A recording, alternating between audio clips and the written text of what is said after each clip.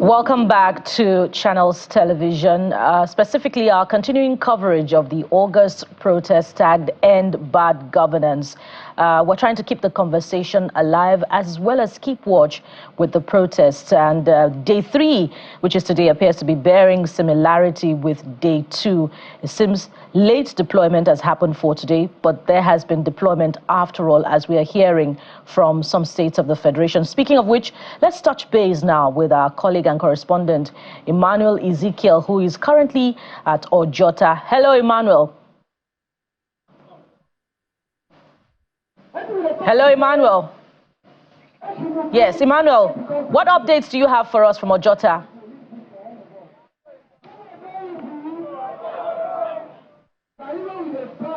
Emmanuel, if you can hear me, go ahead with your reporting.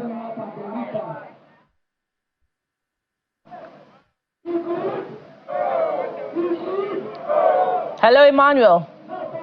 We'll return to Emmanuel as soon as we're able to hear him. Let's now move to Port Harcourt, South Nigeria now, where our correspondent Charles Oporum is standing by to bring us up to speed with the protest there. Good morning, Charles. Good morning, Guti. Yes. Good morning from Port Harcourt. Go ahead, Charles. All right, I'm standing here. This is day 3 of the hashtag End Bad Governance protest, and we are standing right in front of the Port Harcourt Pleasure Park, directly behind me. About an hour ago, the protesters started collecting here, the different groups, one by one. Behind me is just a handful of people, because the larger group have actually marched out from here on this side of the road. They went down towards the Bori camp area, turned a little bit, and they started heading towards the artillery area. I gathered from some of their leaders that they will be heading towards Iliosu, the east-west road area. Remember that for the past 48 hours, we have been encamped here on the Aba road. So there are virtually 2 highways that cut through Port Harcourt, Aba road and the east-west road. So they say they are going to be heading towards the east-west road for today. Now, it's interesting to note that on this side of the road where I am, this is where the protesters are congregating. But on the other side of the road, that is where the security agents, the police, that is where they are. And they've been keeping an eye out, watching and observing the protesters for the past 2 days. And today is absolutely no difference. Looking. Charles, just reconfirm that. You said they've been encamped there for 2 days. That means they haven't gone home. No. That's not what I meant. What I said, they've been encamped here for 2 days. What I meant was that every day they come for the protest, this is where they have been. So whenever they are done, they clean up and then they go. So it's happened for the past 2 days. Today is the 3rd day. That's what I was trying to say. Not that they were camped here and they don't go home. No, they go home and they come back every day. All right, Charles, let's find out in terms of number, the numerical strength of the people that are protesting, comparing between yesterday and the first day. How would you assess it? Significantly smaller as of this moment. Significantly smaller. Now, typically, for the past 2 days, there's been a pattern. Whenever they start, they are like a handful of people, but as they march, their ranks swell, they increase until they get to the point where they decide to camp. It happened on the first day. On the first day, there were like maybe 15 or 20 people initially, and then they started marching. By the time they got to the government house, they numbered in their thousands.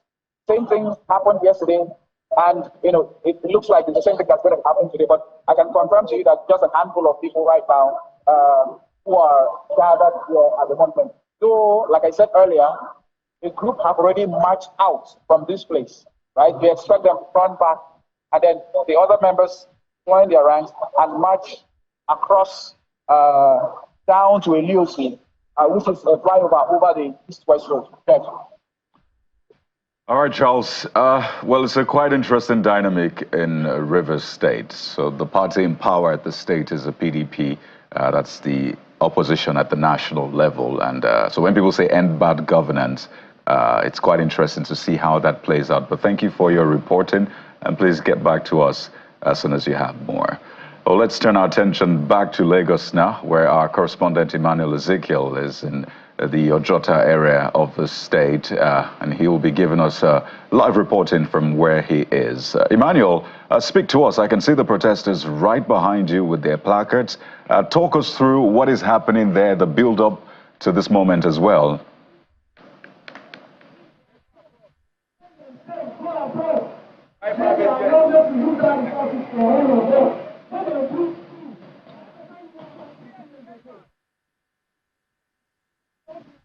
Well, Emmanuel, I'll just go this one more time. Speak to us. What is the situation there?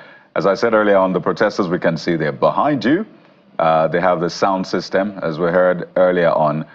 So it would be great to know what kind of tone it is taking today, what demands they're bringing to the table today, and if you've been able to speak to any of them. But not to worry, Emmanuel, we'll rejoin you in a moment just to get all of the updates that we'd like to get on this third day of the End Bad Governance protest. But let's come to the studio now, and we'll introduce our next panel. We have joining us on the program this morning the Secretary to the Lagos State Government, Mrs. Bimbola Salu Hundeyin. She's right here with us in our Lagos studio. And right next to him is Senior Advocate of Nigeria, Mr. Wahab Shitu. Good morning and welcome to our coverage. Good morning, Nigeria. Good morning, channels. Well, also joining us on the program is Mr. Ode Friday, who's the Country Director of Accountability Lab Nigeria from Abuja studio. And just right next to him is Mr. Kabiru Adamu, Security Risk Management and Intelligence Solution Consultant and MD Director, Beacon Consultant. Gentlemen, you're welcome to our coverage of the End Bad Governance protest. Morning. Right. Just before we come to Abuja, I know Lagos is quite busy right now, so it's only natural to start with Ms. Salu Hundeyin. You've seen what is playing out, or has played out over the past 3 days now. Now the protesters are gathered at the Ojota area of Lagos. I know you were right beside the governor when he gave his briefing the last time. So speak to us. What is the position of the Lagos state government as at now regarding the End Bad Governance protest? One, are you triggered by that End Bad Governance tag? Do you feel like it's targeted at you, and your general position on how far it is going? Good morning once again, Nigerians, and thank you, channels, for having me after such a long time. I'm really grateful. Well, I'd like to tell you that the protests, as a lawyer, I agree it's their constitutional right. And the same way, Mr. Governor, that's also his opinion. We believe citizens have a right to protest, but we sincerely do not believe that there should be wanton destruction of properties, mayhem here and there. And I must thank the protesters. They've been very, very wonderful. I'm really proud of them. They have not destroyed anything. So we are grateful. We've been talking to those we could reach before now, and even now we're still dialoguing with them. Every point they have noted, we have also noted that they have raised. I want to let them also know, the protesters, that they've spoken and their voice is loud and clear. We heard them. And in Lagos State, I would say a lot of things they're asking for, we had started doing them before now. As you know that Lagos has the largest population in this country, and we have the largest internal migration, local, even international, into the country. We have a population that is getting closer to 30 million, not too far away from 20. We're moving away from 20 now. But let me give an example. They're talking about the minimum wage. Since January this year, Lagos State has been paying over the minimum wage. They are asking for 250. We have been paying 77 million wage. You would also know that even if Lagos says we will pay 250, what of the private sector? The wage is not just for government officials. When you talk of minimum wage, you're talking of anybody working anywhere. This is a minimum you can pay, whether government or private. So we also work with them. And because a lot of other factors come in, we cannot just take that decision. We must flow with everybody. But I can assure you, our staff have been earning, the least staff in Lagos State has been earning over 70 million. He earns 77, that is the least. 77,000, you mean? Yes. Secondly, in Lagos State, we also introduced the work flexi mode. So they only come to work 3 days in a week. Yes, just to alleviate this. You would also recall before now, we had started the Onjaiko, which was for the vulnerables, and those who are not that buoyant. I can tell you that over 1 million households have been fed with the Onjaiko. What is the package like? Is it like a The package has a lot of basic amenities. We have 1 bottle of nourishment for children. We have noodles for them, a lot of things, anything you can eat. It's quite sizable. Is it the same intervention promised by the state government, wherein he said 1,000 people will be served using the Mama Put model? That's another one too. We're also but starting that has not been implemented. No, we're starting that. We're starting that very soon. Lagos State is also, apart from the Onjaiko, we also have in the agric area, we're also looking at how to boost our agriculture so that we can actually feed more people. Recently, the Ministry of Agric staff plus the commissioner were in Badagry, and we discovered that Badagry actually produces very, very nourishing tomatoes that can go around the whole state. So Mr. Governor had directed that we work hand in hand with the farmers, empower them, give them capacity, how to transport into Lagos, make sure these tomatoes are well preserved, and all the things that will make everybody comfortable.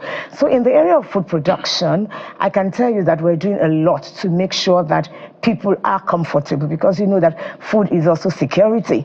And when people are hungry, naturally, they are angry, and we don't want. I mean, in addition to what the Lagos state government has done, I think this is a good opportunity to ask. Is Mr. Governor and the administration of Babajide Sanwo-Olu thinking of one low-hanging fruit that sometimes we realize politicians don't like to talk about? The area boys. The area boys are one of the reasons why food is expensive. When you transport food from one state to the other, at different point, if a recalcitrant policemen are not collecting, the area boys are not collecting. If the area boys are not collecting, the recalcitrant police are collecting. You drop your load in the market, you have to pay. You're asking yourself, what service exactly are these people offering? So at the end of the day, as a businessman, you factor all that into your costs, and it will push prices. Will the government be brave enough to address that once and for all? Thank you. I can assure you that anything that will bring succor and better livability to the citizens, Mr. Governor is impassioned about it and is committed to doing that. It is not just in that area. Before now, also we have 25% discount on all public transport system. There's a 25% discount. And we had to talk to these so-called area boys, the good boys of Lagos State. That's how we couch them now, because the name matters. When you call them the good boys, they try to be good as well. We're also talking to them in so many other areas, even in this one you're talking about. When I was talking about the tomatoes being produced in Badagry, we're aware that even bringing them into Lagos would also face this kind of challenges. And it's part of the things we are trying to do to ensure that these people are not overburdened, because I could call it their own taxes. These good boys you're talking about. We're also trying to ensure that we eliminate as much of their influence as possible. And that's why we hold regular meetings with the NUTRW and all their various associations to let them know that Lagos is for everybody. This is a city that there is no single Nigerian today that does not, if he has not been to Lagos, either has a relation in Lagos, or he has heard about Lagos, or he knows somebody going to Lagos. So we know that being this kind of city, which is a potpourri of Nigeria, we need to have policies that will make everybody comfortable. And you would agree with me that with the size and the challenges we have been able to manage. This administration has done so much for the citizens, and that's why when this came up, they were willing to listen to us, and we are still talking to them. Speaking of what Lagos can do, there's so much more in terms of its revenue generating capacity, and other infrastructure. So we'll come to Lagos later on, but let's make progress with the conversation now. I'm coming to you now, Mr. Wahab Shitu. Speaking of how this protest has panned out in terms of conduct and management by security agents. And that has come with some consequence, seen in the arrest of protesters. We've seen more than 200 arrested in Kaduna, about 50 arrested in Nasarawa, 11 or thereabout arrested in Niger State, while some may be genuinely arrested by security agents for participating in looting. We can't perhaps dismiss the possibility of protesters who have been genuinely out there to express their fundamental human rights. And we heard yesterday Mr. Inibe Effiong saying that they had to intervene to release about 15 persons. How should the state be balancing the protection of the rights of citizens who are genuinely expressing themselves, their grievances, with the responsibility of security agents to rein in on those who are fomenting trouble in the mix? Thank you very much. I think the points have been well articulated since you started this conversation in the last 2 or 3 days. The security and welfare of the people is the primary purpose of governance. I think that is clear. We also agree that the right to protest is constitutionally recognized. But there's no right that is absolute. The right to protest must be exercised within constitutional, framework. The right to protest does not include the right to loot. It does not include the right to maim. It also does not include the right to kill. Violence, as much as possible, endangers national security, endangers lives. I'm particularly very, very sad if any life is lost. Because once life is lost, it can never be restored. And so, when we are exercising our constitutional rights, we should be mindful of the fact that our rights are precious. Public infrastructure is also precious. If you deploy violence to attack public buildings and attack infrastructure, at the end of the day, the people will also suffer. So I think what is important at this stage, the protesters have exercised their right, and they are still exercising their right. There's no Nigerian, there's no leader who will say is deaf to what is going on. We all know that there's hunger in the land.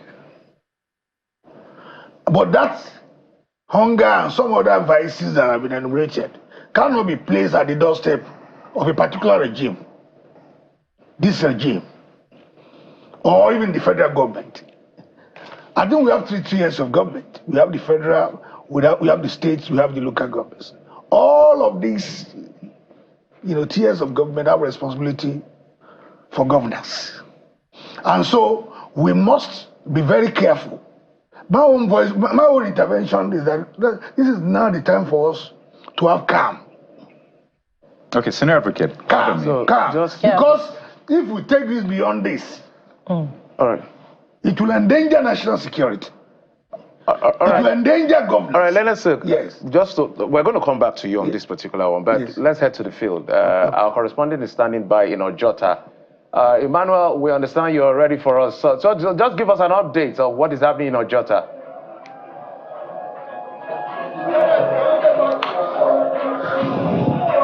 Emmanuel, please go ahead. Okay, well, we are here at Ojota, Ganipa, Mipa. The weather is very clement, and of course, the people are here now. And when we first arrived here, there were just a handful of them. But as you can see right behind me, activities have picked up in terms of the protest. And then, of course, there are different groups from the banner right there. We had before, we have the Joint Action Front, and of course, PRP, and the rest of them who have gathered here to continue now the third day protest against what they call bad hashtag and bad governance in Nigeria. And so if the cameraman can just pan to some of the activities going on, apart from behind me, it just shows how gradually at this time, which is just about a few minutes past 10, about 10 o'clock in the morning, things are picking up. So it's still a long day if you go by what happened the first day, and of course yesterday being the second day. Of course, people are here, and it's expected that as it happened peacefully yesterday, and of course day before yesterday, it will go on peacefully. This is not to say that the protest is not holding, but it's to say that Nigerians are out, though fewer than was expected at this time yesterday, but they are here again to make that strong statement that the government has to listen to them. Where we are right now, traffic is cordoned off, and I was being told earlier that they were confined within the park premises, but they declined and said that they have to be outside. And the security agencies are here, and there seems to be an understanding, a kind of understanding between the security agencies and those protesting. So right now we've not experienced any face-off. There is nothing like disagreement. The security agencies are on ground, the police, the civil defense, and even the Lagos State Neighborhood Watch are here monitoring what is happening, ensuring that just as the past 2 days have gone without any breakdown of law and order, today also would be experiencing that. All right, Manuel, thank you so much for reporting. We'll touch base with you as soon as anything develops. Senior Advocate, in landing on your thoughts before we had to go to Emmanuel, in addition to that, we'd like you to speak to the people are saying government has heard them. They've heard the protesters. What do you think government, I know you're not in government, but what do you think or infer that government is hearing from this? Because sometimes when we hear the rhetorics, when government speaks, whether through their aides or from the presidency, we can almost deduce what they are seeing. And sometimes it feels like some are seeing it from the political angle, some are seeing it from the protesters' angle. Sometimes there's a discordant. What do you think they are hearing? I think what government is hearing is general disenchantment of the people. People are angry. There's hunger, there's poverty. And that people are unable to see government impact in their lives generally. And when we are talking in this time, I think we should not reduce it to intervention by this government alone. This government inherited a lot of problems. We know things were bad even before this government came in. And so to place the blame entirely at the doorstep of this government would be uncharitable. And then again, we also have to realize the fact that this government has already put in place some policies. But these policies, in my own view, are not sufficiently communicated to the people. What is lacking is effective communication. What is the government doing in realistic times? People must know. And if people are protesting because they are not sufficiently informed, it is now time for government to communicate and constructively engage. So if you ask me, what are the people complaining about? People are complaining about, one, hunger. All right. People are complaining about low living standards. People are also complaining about absence of jobs, and then food scarcity, all right, rising prices of foodstuffs. And we all know this. The followership know this. The ruling elite also know this. People are also complaining because they have not seen sufficient leadership by example. For instance, if you say people must make sacrifices, at the level of the leadership too, there should be sacrifices. There should be sacrifices. Okay, so what the government should do now, you can land on that point. Okay. But we need to expand. So what the government should do now is to constructively engage with the people. Right. The president needs to speak. It needs to speak to the people. Not only the president. And I'm happy the way government has reacted. It has shown that government is afraid of the people. Yes, that's what has played out, and it is a plus for the people when government shows that they recognize their power. So government has been engaging the people even before the protest, and this is the only government that has done that. In the past, you see some of this ruling elite carrying on as if the people do not matter, but you see ministers coming out to engage the people to explain policies because before the advent of this protest. So in a way, the people have won. All right. But we cannot continue like this. Businesses are grounded. Movements are grounded, are stored. I imagine if they carry their protest to Channels here, you and I will not be able to speak. Well, we've had or engage in this conversation. Right, we've had join us now. The effect it's having on the economy. Indeed. We have a chairman, House Committee on Customs and Excise, Honorable Leke Abejide, who's just joined us virtually on the program as well. Thank you for joining, Honorable Abuja. But just before I come to you, because you represent government as well in that sense, the legislature is also government in this sense. But let's go to our Abuja studio, and I will begin with Mr. Adamu. I know you followed this protest from day one, even before that, and seeing what has played out across the country. We heard the governor of Borno State speaking. They've since lifted curfew in some parts. Seeing what is playing out in Lagos State, I'd like to know from a security perspective now, are you excited? What is maybe your excitement about this? Do you see opportunities here? Do you have fears as well? Maybe we should lay everything on the table so have a fuller picture of what's going on in your mind, Mr. Adam. Thank you, Coyote. I mean, the most and important thing for me is this was avoidable. As you know, I run a firm, Beacon Security and Intelligence Limited, and we do periodic reports.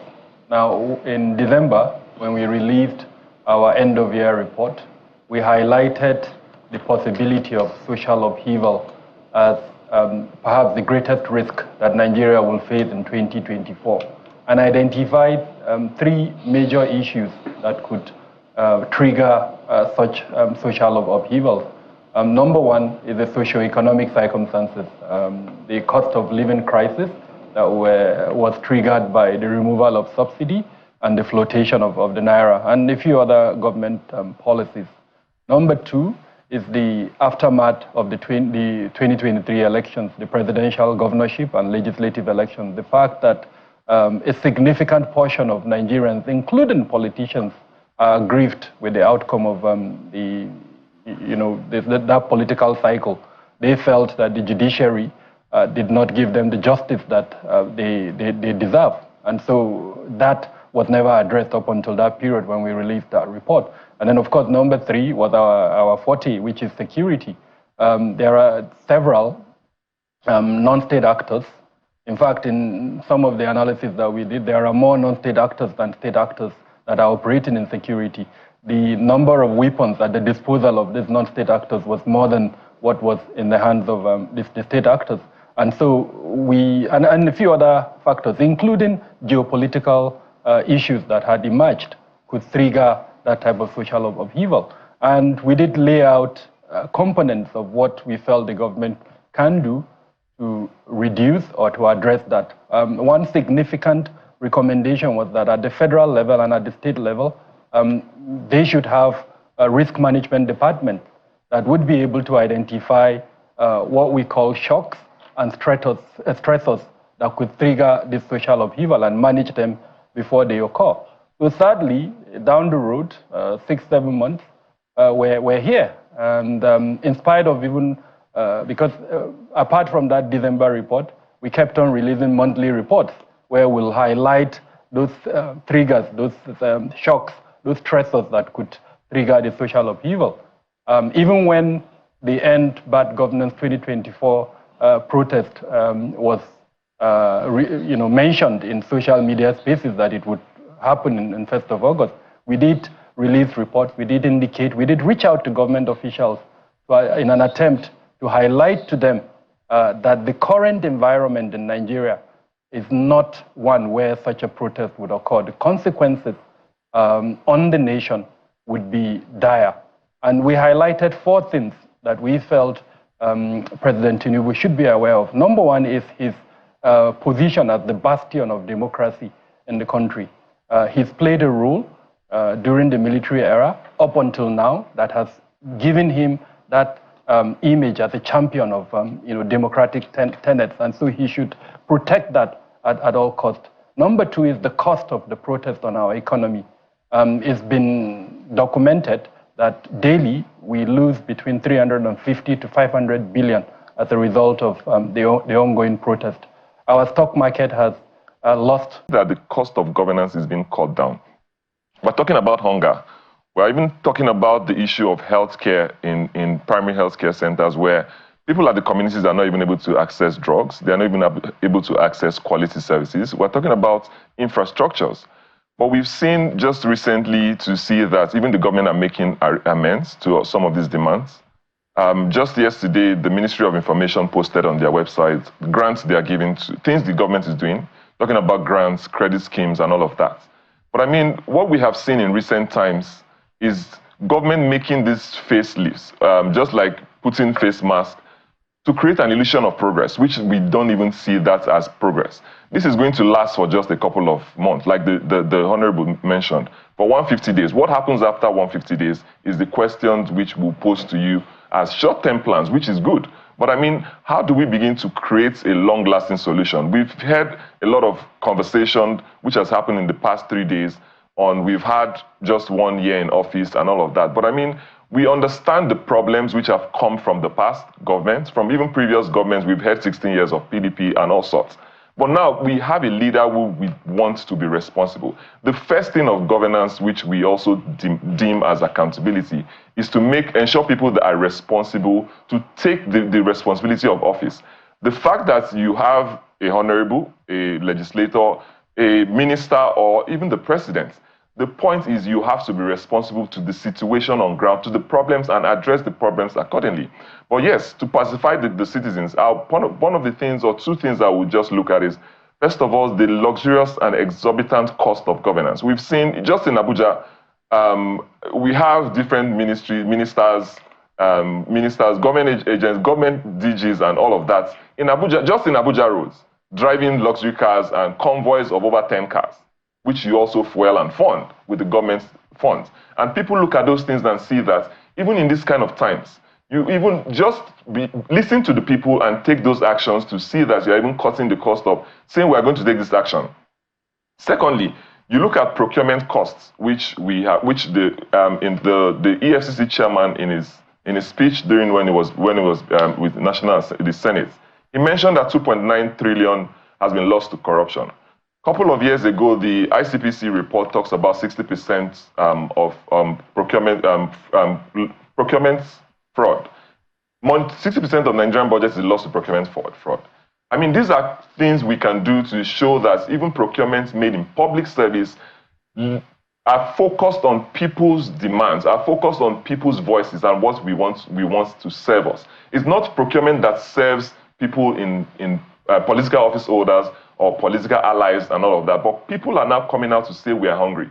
These are things that shows that we are going to make demands to say, our colleagues in Lagos, Sarah, also mentioned, I think last year or early this year, 3 billion naira has been designated by the National Assembly for their park, their car park in National Assembly. These are things you can come out to the public and say we are cutting all of these costs, not even cutting your salaries to say 50%, because we don't find that as useful to the society, but cutting those costs which are exorbitant, which are luxurious, around cars, refreshments, and whatnot, will make people understand that you are making commitment to addressing their needs.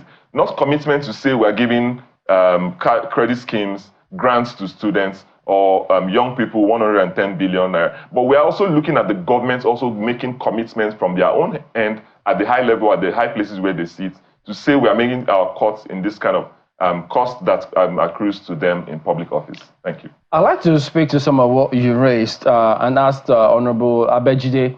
You know, when you say that it's just over a year that the government is being in power, and you know, to some people that may appear insensitive to their plight, considering the nature of the economy of people in this country. For instance, it wasn't up to a year when the news broke that the National Assembly were going to receive 70 billion naira. It was published in July last year from including the House of Reps. I think they said at that time it was to ease the members who are just coming in, to help them settle in. I think it had to do with that 819 billion naira supplementary budget that the president has sent to the House. So when you say that, and then the members also got funds for vehicles, so all of those in context, and you say it's not up to a year. So how do you reconcile all of that? Thank you. Go ahead, please. Okay, you can hear me? Yes, we can hear you. Okay, though I can't see you anyway. You said the House got 70 million naira. and it's not up to a year to settle down. Well, I'm a member of House of Representatives. I didn't get that. And the only thing I know that government did for us is the issue of palliative by giving awards of 100 million naira for you to get grains across to your constituents, which I believe most of our colleagues had done. In fact, nearly all, I believe. Though some contractors, as we speak, are yet to assess their fund, but the items have been supplied. And the constituents, they got it. I don't think there's anything that is coming to us in the National Assembly, given to us, because you want to even be popular in your own domain. If you don't do it, then you are only killing yourself for the next day. What I'm saying is that there are policies that are coming up from this government that is futuristic in nature. For example, this issue of student loan, you are helping them for their future, and it's just starting now. Before you can see the impact, it may take maybe 1 or 2 years. Did you tell that to your constituency? Come again? Is that what you told your constituency? That they should wait 2 years before the project comes to fruition. I'm not saying my constituents, they know they are feeling my impact. It's not today. That's why you see me coming back all the time. Because if they can feel your impact, policies need time. So they felt your impact before 1 year? Come again? Did they feel your impact before 1 year? It was up to a year before. The impact was not that felt in my first year. It was my second year that the impact, second and third year, that the impact was well felt. So you did nothing for them in that first year? Come again? You didn't do anything for them in that first year? But I did. But let me tell you, do you want to say this government has not done anything in this 1 year? I'm asking about your constituency, Honorable Abedjide, your constituency. My own constituency, yes, I was doing, but it was not in fact like the second and the third year. I'm on air and they are hearing me this. I can't lie. So because I need time to settle down, when I came in newly, it took me time to learn, almost a year, and then the second year, they started feeling my part, the third year and the fourth year, it went full blasting. So that's what I'm telling you, that in this time, we should give this government time. I know this president is feeling the pain as he should do everything for you to start seeing the impact. Did he tell you that? Time to manifest some of the things they are sowing and some of the seeds they are sowing. Well, I just told you, when they cry about this electricity tariff, even we in the National Assembly, we cry about it, we condemn it. The government reverted it to 68 naira. Go and check, it's 68 naira now per kilowatt. Okay, so when you say, I hope you can hear me though. When you say these things, that's what they have done. People are not feeling the bad. Somebody told me, the person was complaining to me bitterly that he's paying so much high, and I said, no, it cannot be true. He said it's true. I said, okay, please buy in my present now. And the person bought, and it was 68 naira. Well, you know what, the president himself, because you come across as though you're making excuses for the president, who himself has told the country several times, listen, I'm not asking for anybody's pity. I sought for this job. So whatever comes at me, yes, he doesn't mind all of those things. So how do you then place these excuses that you're making on his behalf? No, I'm not making any excuses. You're asking us to wait for more than a year. I agree there's a problem, that we have challenges. Even the president himself acknowledged that we have challenges right now. And that is why you see, it is not even right to import food at 0%.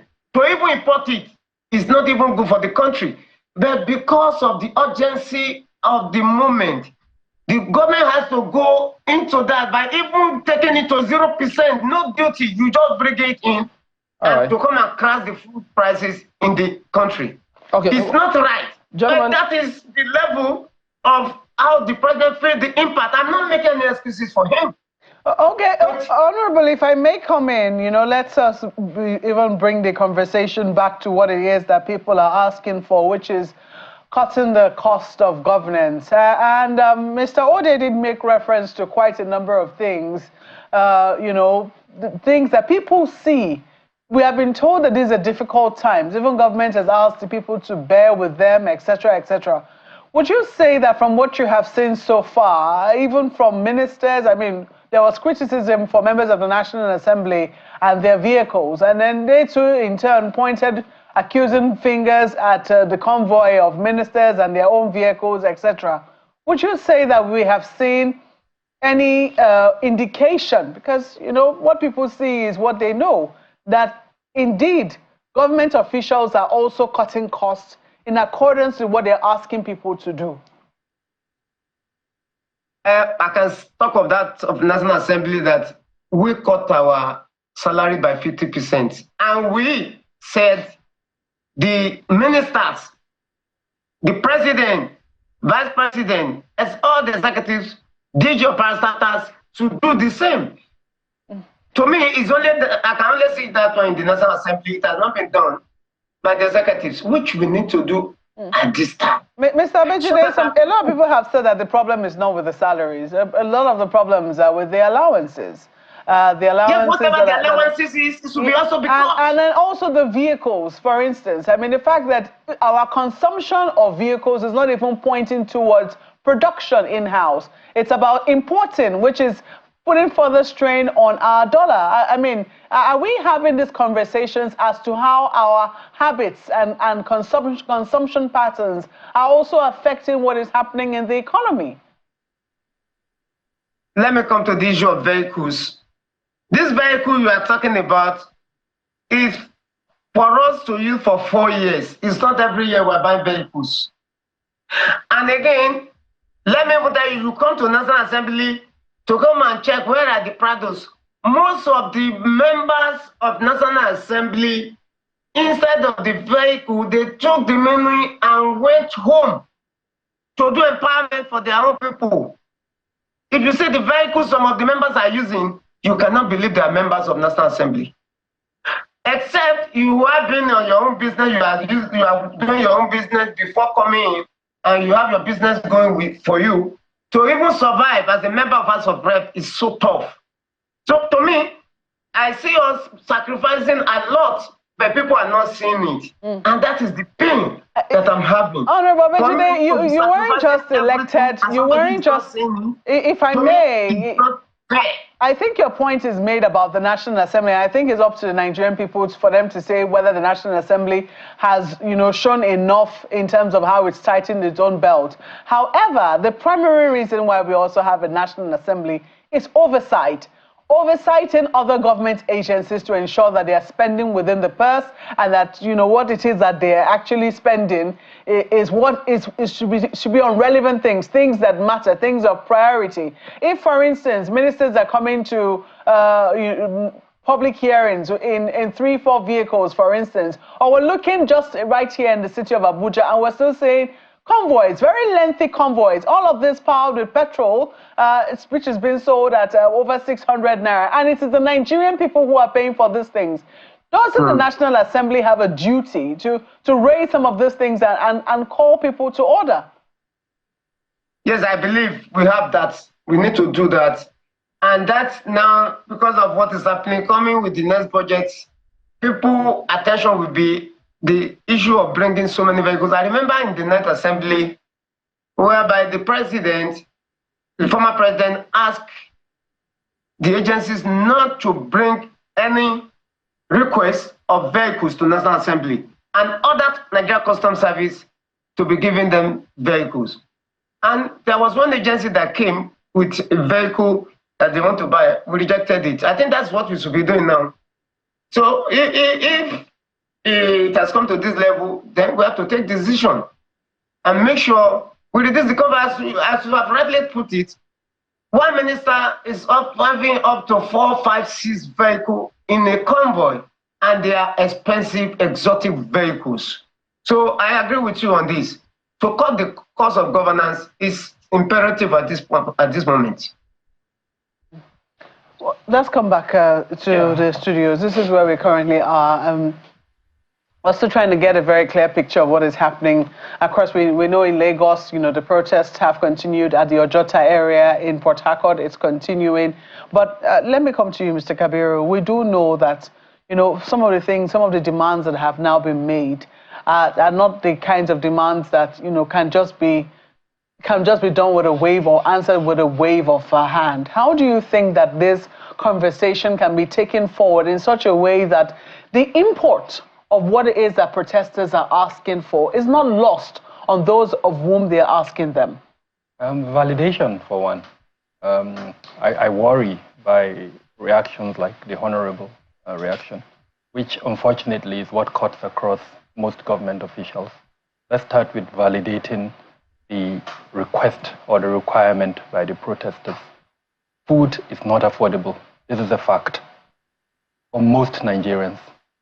If you look at the last figure given by Bureau of Statistics, which indicated the poverty level across the states, the northern states have higher, mostly, poverty levels. And it's not surprising that the reaction to the protests and the violence that we've seen are higher in those northern states.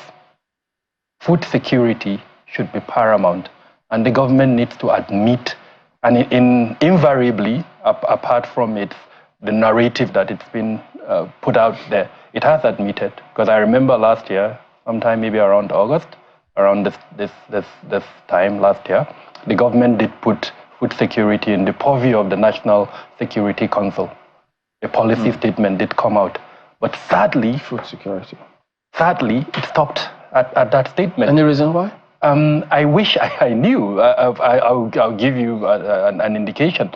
As far as I know, within the 1 or 13 months that this current administration has been in power, this National Security Council has sat only once. Wow. Even if food security is part of the mandate of the National Security Council, it cannot exercise that mandate because it's not sitting. So these are some of the realities that need to be addressed. If we do not provide the right environment for Nigerians to produce food, food can never be cost. The cost of food can never be lowered. Temporary measures like reducing taxation on the importation of food is not. They are not permanent measures. The current global circumstances even makes that almost impossible to achieve. Food inflation is virtually everywhere in the world. So even if you import the food from other parts of the world, the landing cost is not likely to be affordable to the average Nigerian. What we need to do is to address the reasons why food is expensive. One of the reasons is security. Farmers can't go to farm across Nigeria. Like I said, we document this. In the northwest of the country and north central, and in fact even the northeast, where food production is highest in Nigeria, most farmers cannot access their farms as of today. Some have to pay levies to non-state actors to access their farm. They have to pay levies to tilt. They have to pay levies to harvest. This is documented. So since they are documented, why do you think that in spite of all of this, it doesn't appear as though somebody is reading with the intention to act upon those things? I think a lot has been given to Mr. President. So much has happened within this year. You remember, and I must commend Mr. President for institutionalizing Executive Order 13 on performance measurement, which was started by President Buhari. He signed the performance bond with his ministers. Now, as far as I know, there has been a measurement of the performance of those ministers.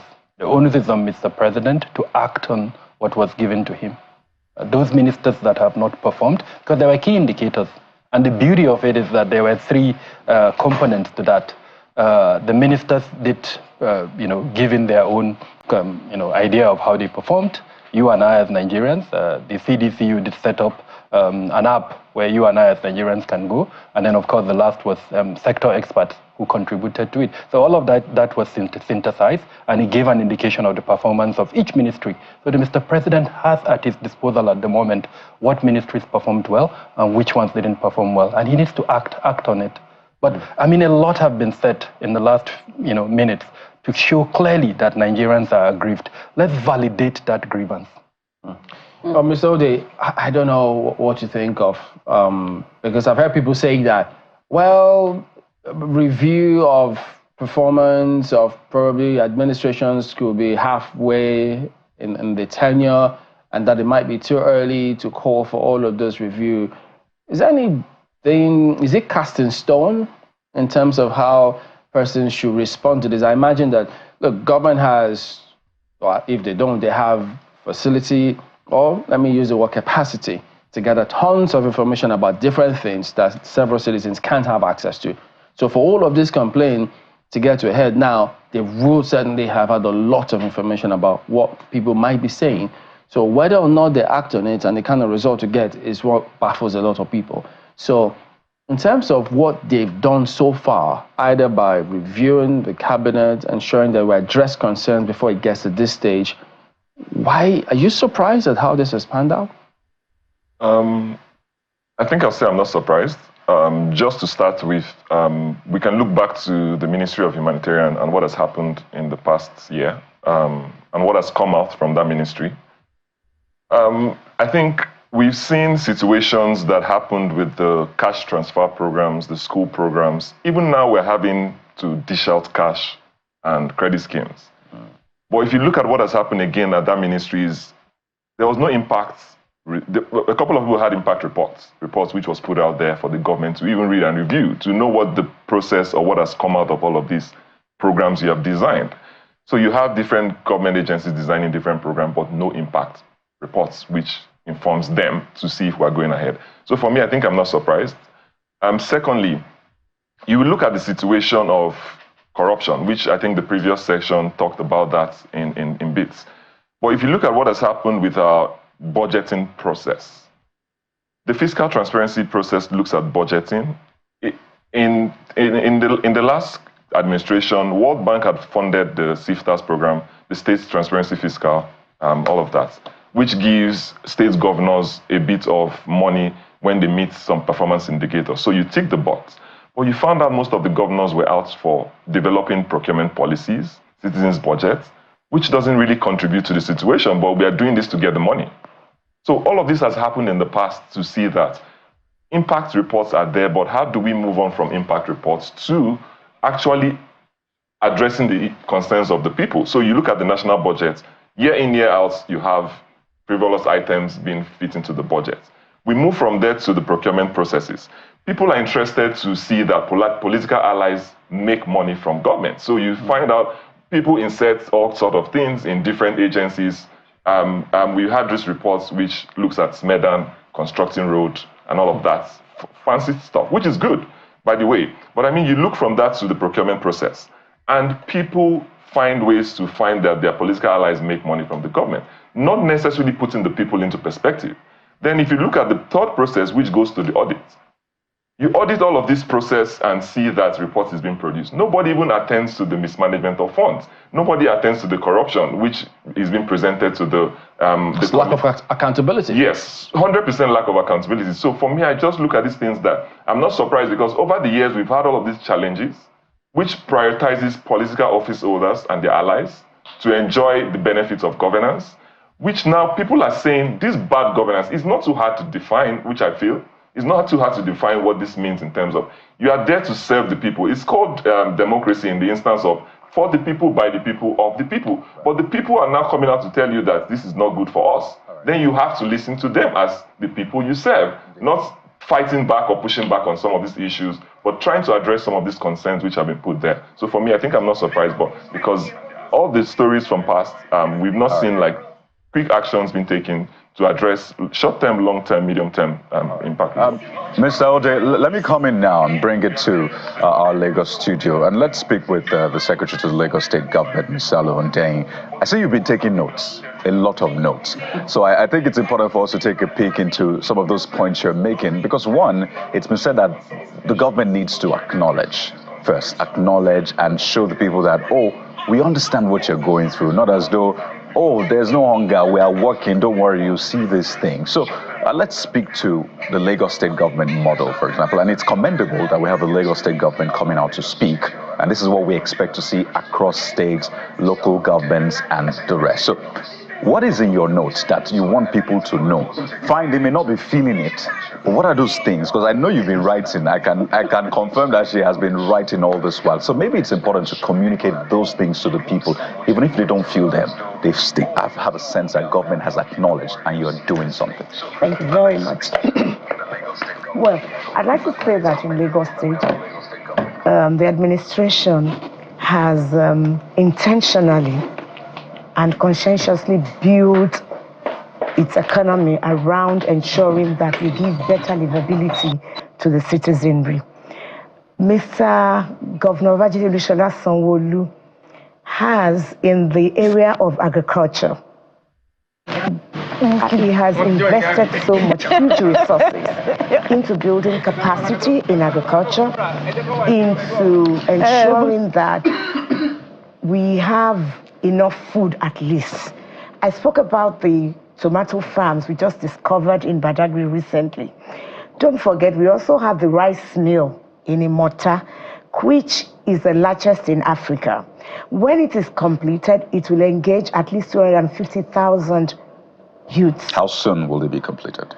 That should be any time from now, because we started doing some small scale. I hope it won't be like the refinery. No, it's not going to be. Where we keep shifting dates last year. No. That's why we're not giving you date. You know, Lagos will not say it when they're not ready. And you would also realize that apart from the Onje code that I mentioned, which is for the vulnerables, it was an immediate relief. We also have a midterm relief where in every local government, every LCDA, we have markets, Sunday markets, that the government has paid 25% discount. We've discounted it by 25%. But the rule is you cannot buy more than a particular amount so that it can go round. Because we also discover, it's really sad that while we are trying to make life comfortable for our citizens, the same citizens are not making life comfortable for some of us too, because I'm also a citizen. Instead of buying the ones they need, they also want to buy a lot and then go back and sell at a higher price. So you capped it? So we capped it. So is that market available tomorrow? Yes, every Sunday. We are continuing. What are those areas that people can... I can talk about Igondo, where I come from. You know, I'm an Awori person. We have in Igondo. But you know that of Mushi? Every Sunday. But this is the logistics we're trying to work out, because you have to be strategic. It's not just having a policy. You must be sure that the policy actually gets to the grassroots. Right. One of the notes I took that you write about is that a lot of what we're doing actually are not in the public domain. I agree with you, absolutely. Some don't even know about the Sunday markets. Only very few people know. Some don't even know we have a rice mill. Some don't even know that in about 2 months ago, we launched about 15 ferries so that people from the water side can be able to commute commute with the city if they are working here, so that we can reduce. I'm sorry. I have a bit of a cold. It's okay. You can take your time. Maybe we'll come to Mr. Shitu. Yes. Or are you okay to continue? You know, let's come to Mr. Shitu. Why you can just clear your throat there. just apologize. Mr. Shitu, yes, you will. Mr. Shitu, let's come to you for a moment. The issue of do you also think that what is going on with this government is what I classify as pre-election rhetorics? When politicians come with loads of promises and raise optimism and hope, at the end of the day, it appears like people are not cautious with this optimism and they expect these things will happen. So is it one of the reasons why we're here, and how can that be corrected? Well, I think my own perspective is that this government, the Tinubu administration, led by Asiwaju Bola Ahmed Tinubu, ought to be given the benefit of the doubt. And I'm saying this not to patronize the administration, but in the light of his track records. When somebody is making promises, you ask yourself, where is this person coming from? You all agree, you live in Lagos, and you know what the Tinubu impact in the Lagos State administration. And when we talk of Lagos State, this is a state that is a model to all other states of the Federation. So if we are saying give Tinubu the benefit of doubt, we are saying that in relation to his track records before, what he has done and what he is capable of doing. I seem to be convinced that if given more time not in terms of 2 years, more times in terms, maybe just 1 year, the man has been rolling out policies. And these policies will take some time to also mature. And I think it is important that we allow the government to walk the talk. Having said that, I also must also tell the Tinubu administration that Nigerians have suffered enough. They have suffered by previous misrule. The reality that Tinubu must know is that Nigerians are hungry and angry. And so all these protestations that you see, they are not fabricated. They are the real issues. But we must also take into cognizance the fact that not all those who are calling for this protest actually mean well for Nigeria. There are elements who are aggrieved as a result of the fact that they lost elections. There are elements who are calling for war. We have terrorists who can take advantage of what is going on here. And then we can only have a country, it's only when we have a country that we can speak of development. I'm particularly disturbed that a lot of lives have been lost and endangered. It worries me. And I'm also disturbed by the fact that these protests, who are the leaders? Who are those that we can, what are the issues? Some of these issues, some of us imagine some of these issues. And then, how many of those who are actually calling for this mayhem are leading the protest? Okay, let's break some things down. Mayhem or protest. What we've seen consistently is people calling for end to bad governance, a protest. I have not seen anybody calling for mayhem. If you have, absolutely, let's have them. So it's important to break these things down. They are the protesters. Perhaps there are people who are trying to foment trouble, which have not come out with their demands. I think it would be great to have. Let me cut you. I just wanted to put those things on the table. So there are people who are genuinely protesting because of some of these issues we have identified. Hunger, poverty, lack of jobs, and all that. And excruciating, living standards in terms of cost of living. You go to the market, you know that things are prices have skyrocketed. So are they the ones calling for mayhem as well? Those ones are not calling for mayhem. Okay, just to be clear. Those ones are not calling for mayhem. So who are the people calling for mayhem? Miss Christ, elements who are taking advantage of this. Senior advocate. No, please let me be very, very clear. No, senior advocate, so that you can learn properly. Okay. I think the debate we're having here is about characterization. So if you hear the police and you hear the army, they identify everybody. But the optics, in terms of the loudness, the volume of who they are speaking to, seem to be more on this unnamed aggressor. The fear with the declaration of a red alert is the fact that because that is amplified, it can be used as one brush to paint even innocent people. That is what we want you to speak to. Yeah, I think when people air their grievances through peaceful protests, it's legitimate in a democracy. And the people should be allowed to speak. When you don't even allow people to speak out their grievances, you are endangered. When people speak, the feedback, the response should be to listen. And then constructively engage the issues they raise. I'm not against that. I'll be the first to say that I will attack anybody who is saying Nigerians don't have rights to protest. And central to democratic governance is the right of people to express their grievances. As a matter of fact, our leaders are not supposed to be leaders. They are supposed to be our servants. There should be some measure of accessibility. We should be able to communicate and reach out to them. This is what we want. But what I'm saying is that in airing these grievances, we must do it peacefully. And then when there is the need for ceasefire, and I think it's appropriate to call for that now, All of us seated here know that no meaningful development can take place in an atmosphere of insecurity. And the protesters themselves reserve the right to decide whether they want to call for ceasefire, end the protest, or to continue with the protest. I think that's established. I agree. But where we move from here, where we go from here is also absolutely important. Speaking of which, whether the message is lost on who should act, speaking of which, the executive and the legislature or not. You said that the president has heard the protesters, but hearing is different from acceding to their demands or meeting them halfway. We've heard Honorable Leke Abejide speak earlier on, and he has, agreed with some of the points raised about the need for the reduction in the cost of governance. The question is the president going to be willing to take action as the number one man who holds the seat of power, to make some of those difficult decisions, reduce the number of cabinet members, for instance, reduction in the cost of governance, scrapping of the Senate, for instance? Will the president be willing to make those difficult decisions? I think the president should be ready to accede to realistic demands. Practicable demands. What, in your own view, is realistic amongst this list? Among this list, you can't say they should scrap the legislature. I don't know. You understand me?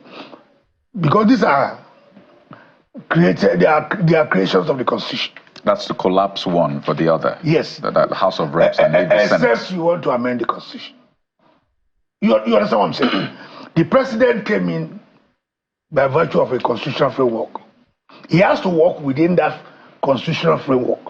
But government can take steps to reduce hunger in the land. They can reduce prices of goods through proactive policies. Government should be able to, if you are saying, okay, people should make sacrifices, there's no way you can compare the masses with those who are in government. But those who are in government get most of those things free of charge. All right. You understand me? But we'd like you to hold your thoughts there now. People are suffering, and that is the reality. Yeah. And I think this government is, the president is listening to them and is willing to act. Yeah. What I'm saying, my advocacy is that we should allow the president to act. All right. Well, just hold your thought there. We'll give you time to land on it, but we must take a very quick break now, and we'll continue the conversation. Stay with us. Our coverage of the August protests continue in just a moment.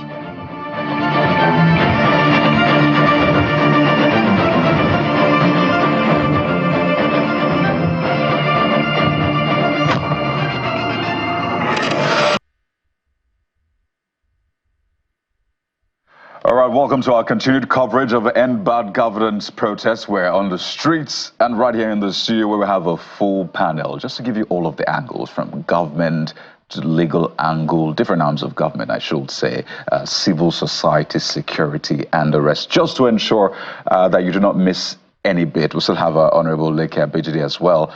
He's from the legislative arm of government, so you know that this is well-rounded. But just before I come to you, Honorable, quite a lot of things for you to respond to. But let's allow Ms. Salo and then land on the thoughts you were making. By the way, someone just put out a tweet, when you were talking about the good boys, no more area boys. It's quite interesting to hear that the Lagos State government has changed nomenclature. So I'm putting this out there for people. We call them good boys now. Whether or not they act in that way is another thing. But this person said, please tell the SSG, those area boys collecting tax in the market do so on behalf of a government, the state, and there are so many sectors. So that's the point that was being made. So I know Mr. Wahab wants to land on his thoughts, but I know that you're ready to land on your earlier thought. So you can land on that and respond to what this person said as well. Okay, I was talking about the policies and what we've done in the area of agriculture. I decided to emphasize on that because I know that the major things they are talking about is food, security, and employment. So I said, okay, let's look at the areas that are really relevant. And I just told you that in agriculture, the government is doing so much. I told you about the tomato, the rice mill. I also told you about the Onjeko, the discounted markets that we have, and the administration's solid intention to ensure that we're able to feed ourselves in Lagos. I would now come, because closely related to agriculture is transportation, you know that. I would have taken it from our own Themes Plus developmental agenda, but I just want to answer what I'm being asked here. In the transportation area, we realize that Lagos really has a lot of traffic problems, and that's why we decided to veer off the land transportation. We now have good water transportation. Just 2 months ago, thereabout, Mr. Governor launched 15 ferries. The interesting thing about these ferries, we already have all the jetties, is the fact that these ferries are locally built and assembled here in Nigeria. So it was a good opportunity to give jobs to our own youth. And they're going to be serviced and managed here. And they're all working very well between the riverine areas and Lagos. So people live there and they just come to work now. There's safety and they have good monitoring system there. That's about the ferries. I also would like you to know that in the area of land transportation, last week, we signed a deal with the CIG Motors for 2,000 vehicles that will be released again for like ride for commercial purposes, just to ease transportation. And don't forget our blue line rail, the red line, and we still have the purple and the orange coming up. The blue line goes from Lagos to Mile 2. It's so beautiful that when you take the blue line in Marina and you're going to Mile 2, it takes you just 19 minutes, as against the 3 hours or 4 hours before now. The red line goes through to Agbado and links a bit of Ogun State, so that our farmers from Ogun State too can have ease of transportation, and some people living there and all that. The purple line will be going through Alimosho, and that we all have them mapped out. This is just to ensure that transportation is eased out, because we do know that with transportation easing out, there'll be ease of business, and that increases our economy. Now, apart from that, I was talking about health. We have Ilera Eco. Ilera Eco is an insurance scheme. You just pay between 8,000 and 80,000 depending on the size of the family or what you want. And the beauty of that is we are not insisting you pay it at once. You just pay weekly. So it's like you don't feel it. Right. Yet you can enjoy medical facilities. Apparently there's a lot going on, but that means communication is something we need to close. Absolutely. So, and how effective it is. Lagos is like a small country, not a small country, a big country. 20 million people. We're over 20. We're nearer 30 now than closer to. Well, we need to do the census first. And you know that very well, because you work with the NPC. Let's get to this, Abejide, the Honorable. I'm sure you have responses to some of the things you've heard, but in addition to that, it feels like it will not be out of place to blame the legislature for the failure that may come from the executive. The reason is simple. You have an oversight responsibility. So if you oversight effectively, then we have an effective executive. Do you agree to that? Thank you. Let me start by telling the people that are calling for the scrapping of the legislature. What is the difference between military junta and a democracy? It's the National Assembly. So once the National Assembly is not there, then you are back to military era. No, Honorable, nobody is saying scrap. No, Honorable, we said take out the Senate, leave the House of Reps. So it's not the scrapping of the legislature. So let's put the context right. Well, maybe they have done their own research and knows that maybe Senate is not useful to them, but that is not the correct thing. They should have to check very well before you even talk. Most of them, they just talk. They talk without proper, scientific check. So if Senate is not that important, it will not be there in the Constitution. That is one side. Well, on the issue of oversight, I think we are doing our own best. We are oversighting the executive. As I'm telling you now, we are already in my own committee. We are already preparing how to go around all custom formations. And this time we are starting with the border stations because of this proliferation of arms coming through the borders. We want to know whether the borders are really well known, organized or arranged. Because in some areas, from what I'm hearing, there is no even border between Nigeria and the other country. It's just a line. They say this is Niger, this is Nigeria. So there is no proper demarcation. So these are the areas I think we need to do more. more on oversight so that whatever we approve for the executives, we make sure we check them and they are properly utilized. I agree with you, more oversight needs to be done so that our people can benefit from all this money going out to the executives. I agree on that one.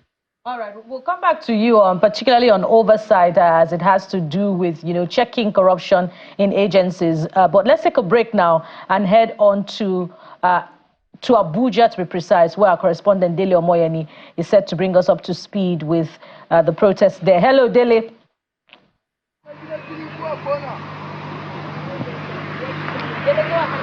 Morning, Bukola. Yes, go ahead. All right, we're here at the MKO Abiola Stadium, where, of course, the protesters have been restricted.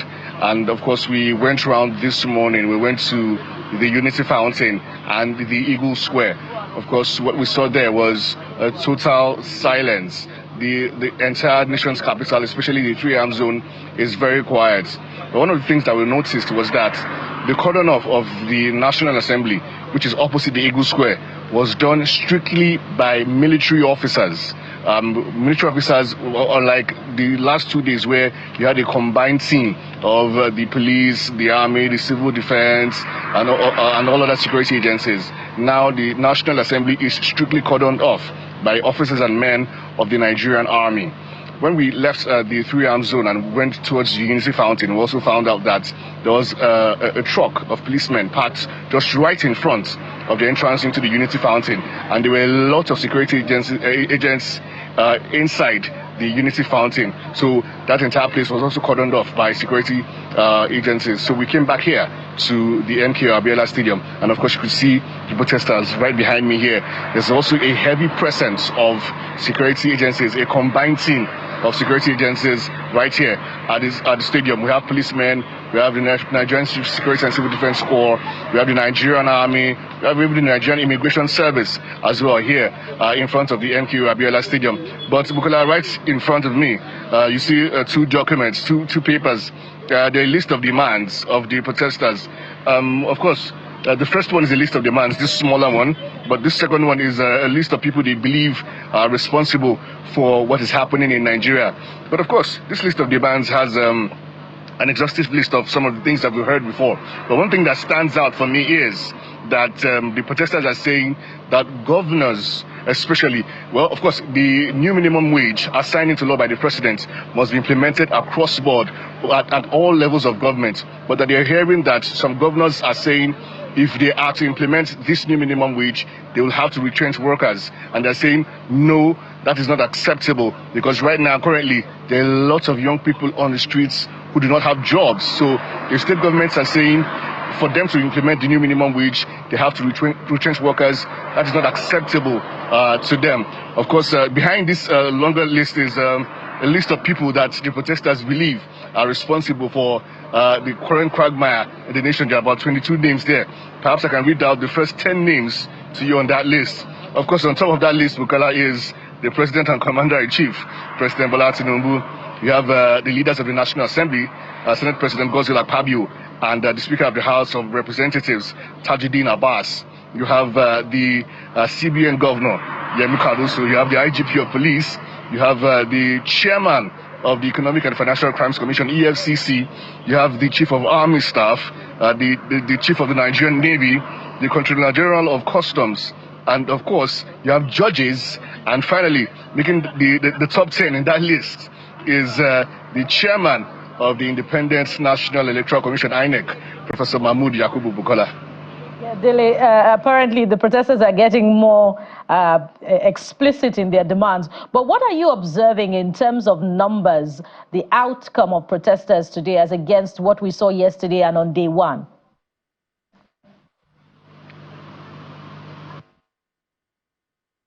It's very light here. I can tell you that, Bukola, it's very, very light. Of course, around town, because of the apparent show of force, like I said to you, when we got to the 3 zone, in front of the Eagle Square, the detachment of security agencies, cordoning of the National Assembly, are strictly officers and men of the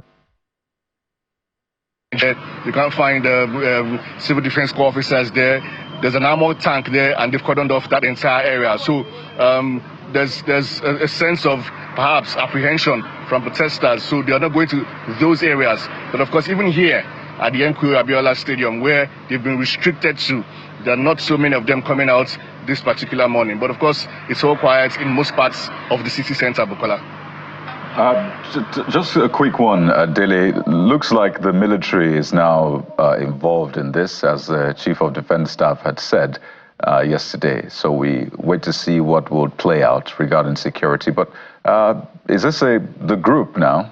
I know people have said it doesn't really matter, but maybe on the pamphlet, is there a name of the group? Is it a Take It Back movement or just a group? As you've said, there's a new demand now that governors must pay the minimum wage and not retrench workers. So is this a new group entirely, or just individuals doing their thing?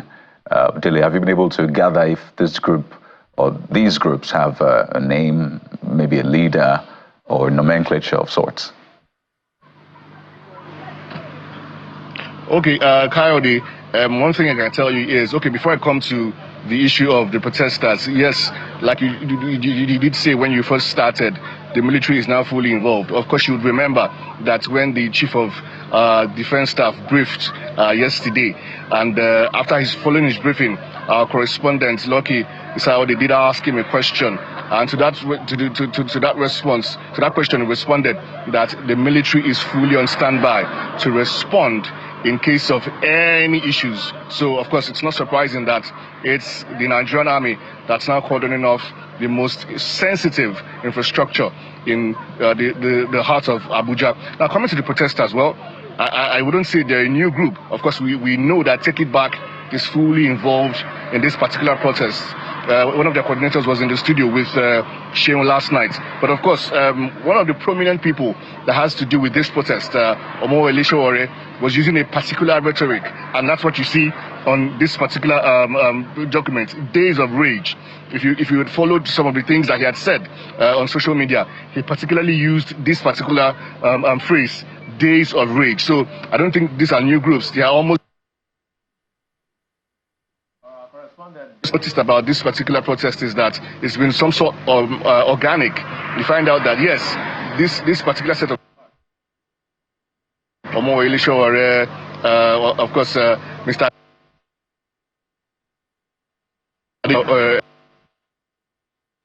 All right, let's.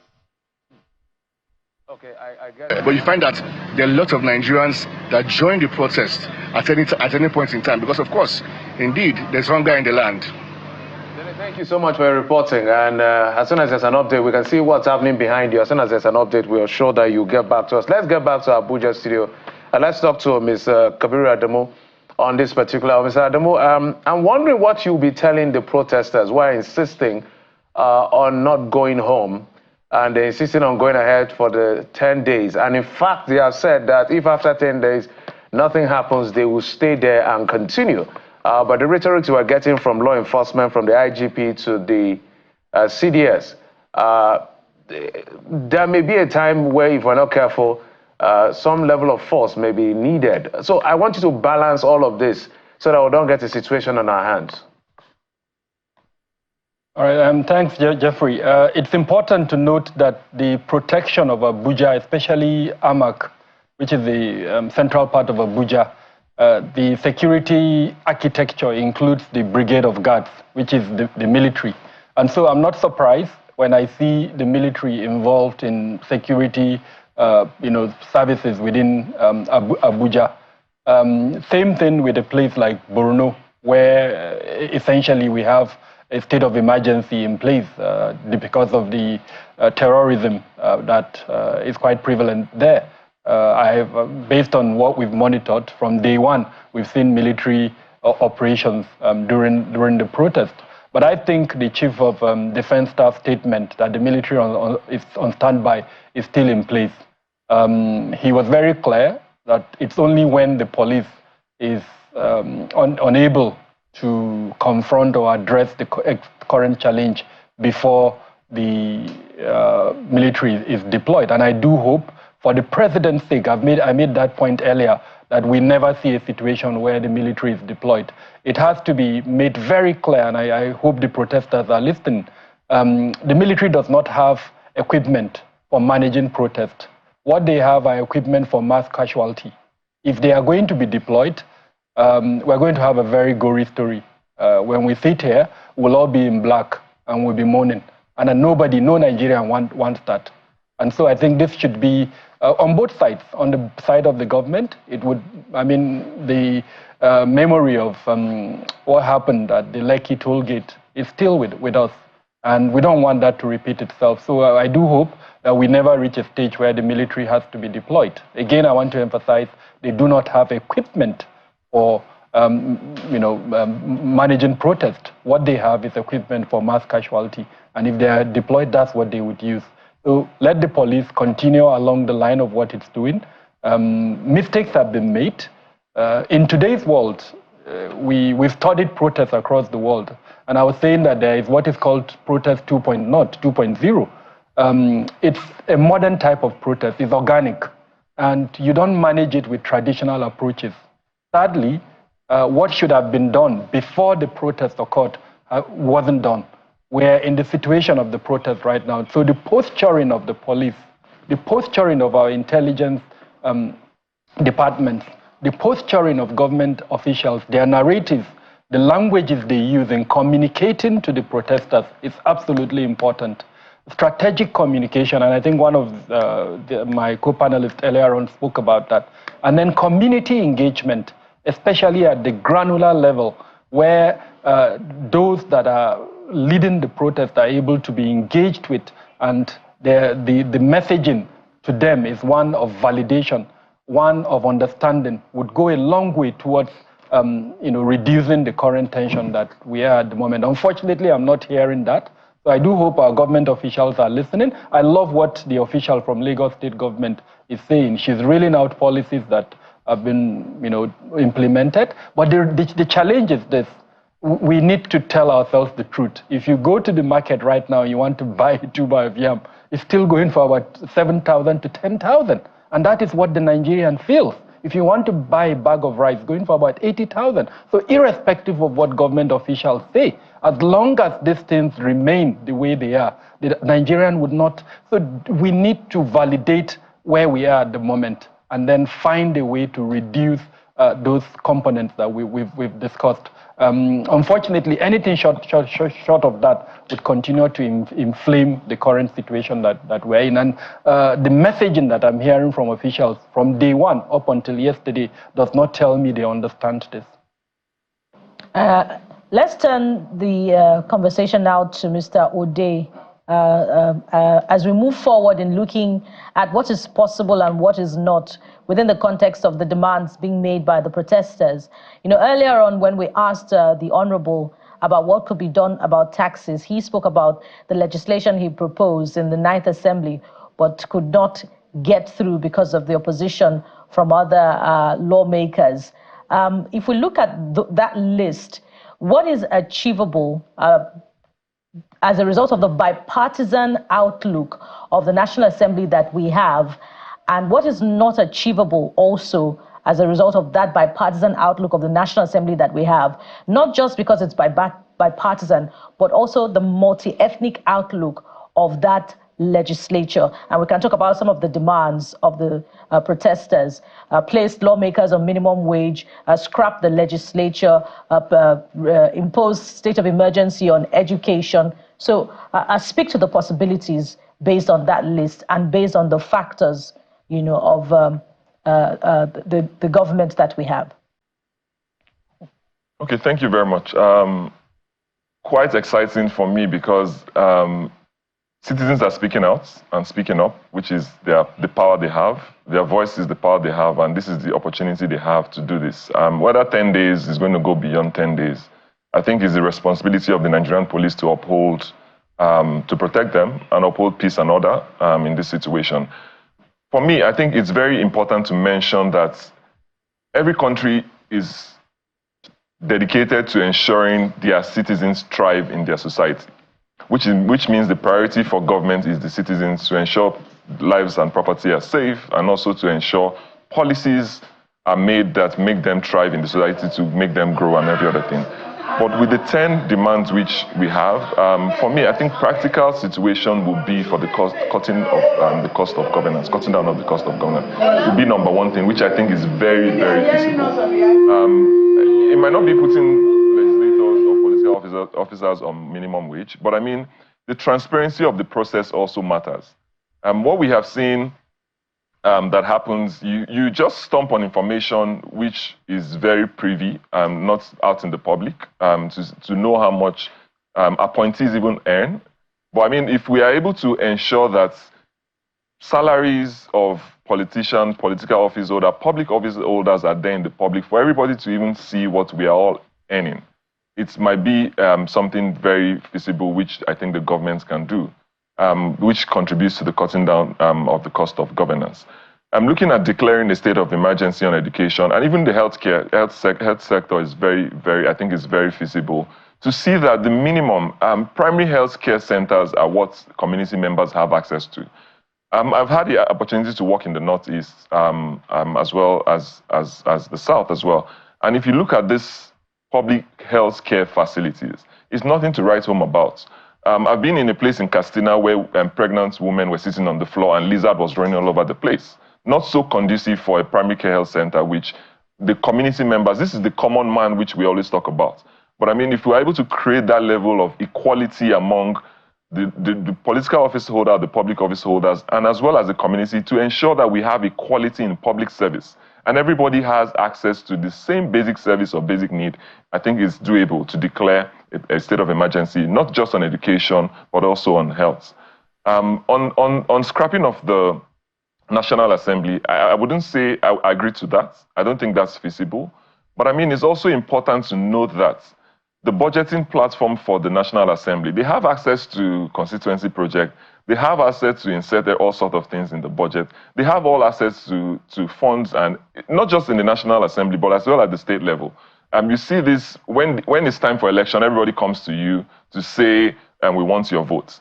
But the full process of governance doesn't just stop at elections for you to go to them to say, we need your votes. But it moves on to when you are in the public office, how do you respond to these people? So we need them for this kind of engagement. So I wouldn't agree to scrapping of the National or State Assembly, but helping improve the communication level, because it's clear that with what we are having at the moment, there's a clear disconnect within how citizens engage with the government or how government engage with the citizens. The concept of the greed and grievance, which my brother has also talked about, is what is coming into play. The grievances citizens are airing is because they've seen all of these things, like no government official has come out to say we are cutting costs, except for the National Assembly members who have said they are cutting down on their salary. But I mean, if you look at allowances like clothes allowance, newspaper allowance, nobody's saying that we're giving up all of those. That's in the public, you know? So we need that connect to happen to see that people are actually listening to the cries of people and seeing that this works. But for other things, I'm not sure. The 10 demands, again, I was saying a couple of days ago, they need to be specific, measurable, attainable, timely, and realistic. Some of them are quite bogus, which I also don't subscribe to. But two things I clearly subscribe to is seeing how we have the cost of governance being cut down. Secondly, will be around how we ensure that the National Assembly or the State Assembly are also playing at the level playing field where everybody has equality in public service delivery and the access we have in public and how they serve us generally. Thank you. All right. With Honorable Abejide, let's just quickly ask you this before you go. The Public Complaints Commission is an agency under the supervision of the National Assembly. Is that right? Can you hear me now? Yes, clear. Okay, just shed some light on this. Now, the Public Complaints Commission, which is an agency under the supervision of the National Assembly, we understand that, the last time, only recently, 2022, they bought 40 units of SUV. And now, their tenure just ended in July. They're about leaving. I'm getting feedback from here. Now, they're about leaving. So we understand that the leadership of the National Assembly wants them to onboard. They will leave with those vehicles for 5 million naira each. And the implication of that is when that happens, in the next budget cycle, 2025, a new set of 40 vehicles, 40 SUVs will be in the budget. They spend another trillions to buy. Are you aware of all of this? I'm just hearing that one from you. Have you been missing sittings?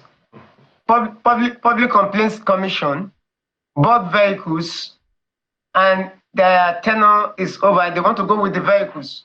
You don't know that their tenure is over in July? I can't hear you. Do you know the Public Complaints Commission's, the tenure of their key executive is over in July?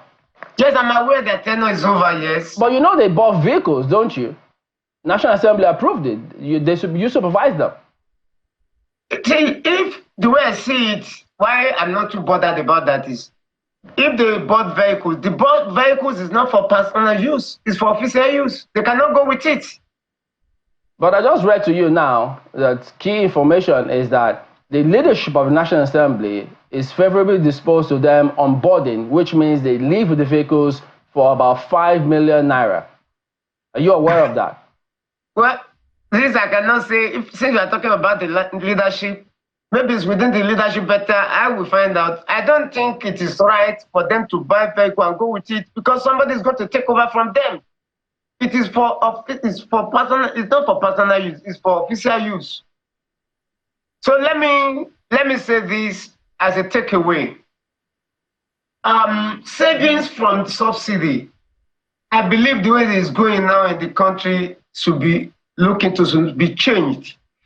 We should have an agency like in those days when we have it under Abuja, like a PTF, that we channel this money into a particular project. If it is to put all our roads in the country into proper shape, the agency should be in charge of the saving instead of going down to states. Somebody just said it in this program that most of the money going to the states are being taken by the governors, and that is what people are saying. And I believe it is true, because if it is not true, it will trickle down to the local government. Okay, so that is one.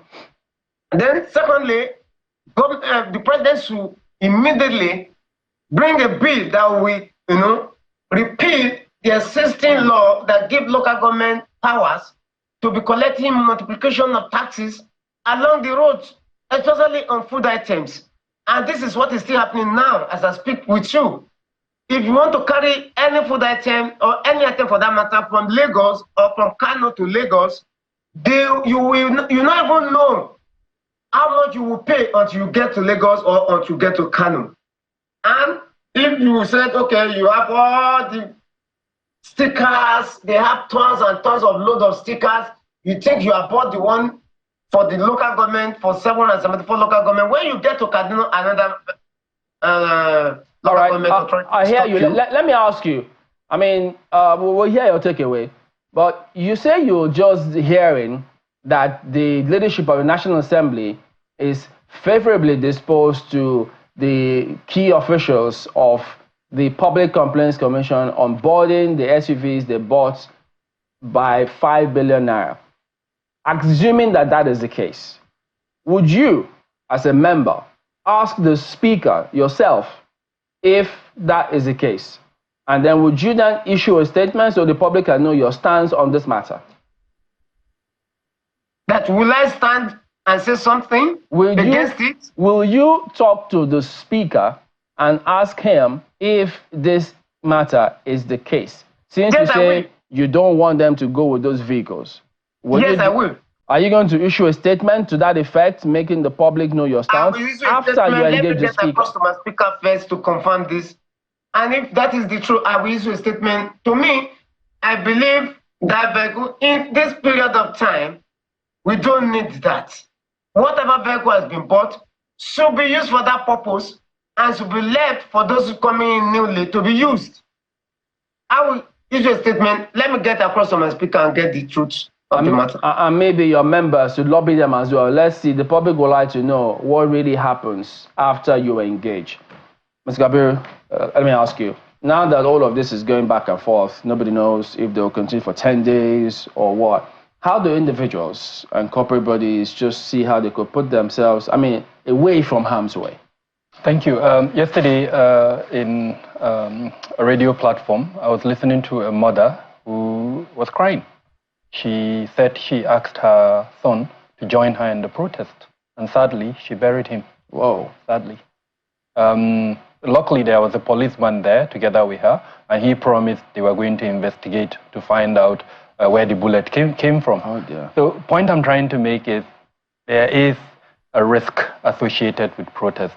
I did say at the beginning that as at yesterday, 21 people have been confirmed dead from different locations. The highest as at yesterday was in Niger State, where at least 6 people died, and followed by Borno State and Kano as well, and places like Kebbi. So there is a risk of fatality.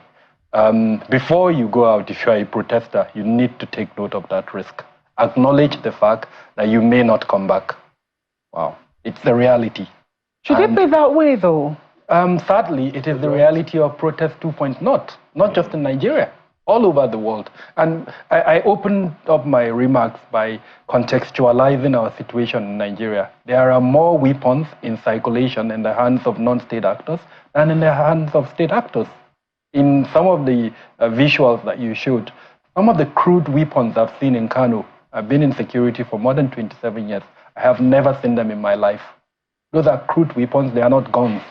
They are, cudgels that someone can cut off somebody's neck from a distance were showed in that video. So that's the reality of modern day protest. And the circumstances in Nigeria increases the risk. So that's number one. We need everybody who goes out there on the street, including journalists, need to take note of that. Now, what type of training have you received to reduce your exposure to that risk? That's number two. You can get a lot of resources online. If you just Google it on protest, you would see how to reduce yourself. Now, for corporate organizations, and I'm quite delighted with what most have done. They've shut down their operations. But as the days get longer, they can't continue shutting down their operations. They will start taking risk. So supply chain management is absolutely important. In Kano, as an example, we saw how a supply truck was attacked and everything was stolen. In Edo, in other parts of the country, we saw that. So it's very important that most corporate organizations identify your assets and then do a risk rating. If you have warehouses, the risk of those warehouses are extremely high. What kind of protection? The NCC building that was raided in Kano, they knew that it was going to happen. But the challenge is they did not have enough fortification to prevent that from happening. So at this stage, if you're a corporate organization, you need to identify your assets, rank them according to their risk, and then use various methods. If you have enough assets in-house to protect those, you can do it. If not, then some community protection can occur. What do I mean by community protection? Some organizations are geolocated. How do you come together, to reduce vandals, as it were, from coming in, raiding your organization? And then where you can't do that, reach out to the public security department and tell them that, look, this is our situation, we need help. And most times they will. So number one, and I want to emphasize this, is you need to realize the risk. Once you do that, then the second thing is to prepare. How do you mitigate or reduce that risk? And then, of course, the third point is to deploy. And again, this is something I'm calling on individuals, on corporate organizations to realize this. We don't want at the end of this protest to say this number of persons have died or have been injured. Well, let me, I'm a little, I don't know what else to still ask Mr. Ojota some questions now to take you to Lagos, but let me quickly ask you before we go to Lagos. There are people who have also, because of the risks associated and the fact that so far we haven't really heard, the president was meeting with people before, the August 1 protest, but since August the 1st, we haven't really seen that sort of meeting. In fact, it's been dead silence, it would seem, from the presidency. And for some people, that says a lot. Some people actually do not believe in this form of protest. They don't think we should go out because they don't think it will achieve much. How do you think that the demands of the protesters are streamlined in such a way that also government officials too can engage, and that there is a continuous engagement process to ensure that these demands as being made by protesters you know, it doesn't just end after the protest end? Thanks, Mark, for that question. I think in recent times, one of the things we've seen with community engagement is mostly town halls are driven from a top-down approach when people have interests from government to say, we want to do ABCD. But I mean, these are times where you need to begin to bring people into the room.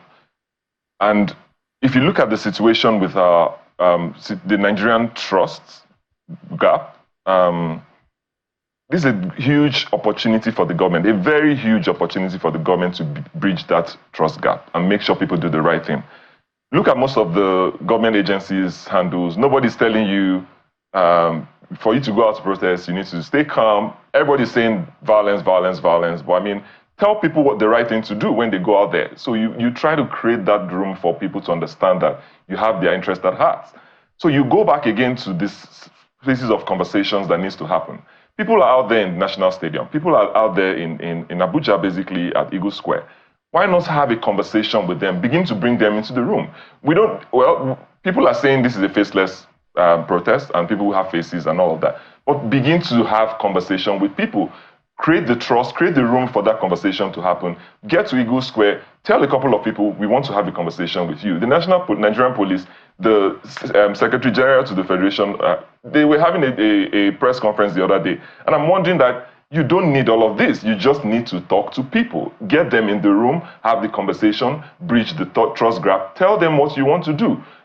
Tell them what you need to do because they already have all those demands in public. We don't know if it's validated or not, but you already have a sense of understanding of what they want to do. But I mean, just create a room for town hall meetings, not in the sense of politically driven images where people are saying, you gather people from your own political party or people in your best interest. But this is the time to understand that you need to bring all parties into the room. Be it your opposition party, be it people who don't agree with you. This is the time for you to hear from different perspectives and make sure you consider the perceptions of different people to understand the demands they want and how you can approach them. Then you are taking feedback. The president is nowhere to be found or I've not had any conversation. That speaks volume because this is the time of people also pushing back to say, this is politically motivated, but this is not the time to play all those political games. This is the time to ensure that you're speaking to people in the words which you demanded to serve them. Colleagues from Lagos were talking about Lagos and how they've driven, how the president was the people's person back in Lagos. We are not seeing any of that happen at this moment, but the people are there in National Stadium, Eagle Square, elsewhere around the country. How are you deploying your forces to say, we hear you and we want to speak with you? This is the room and this is what we want to do.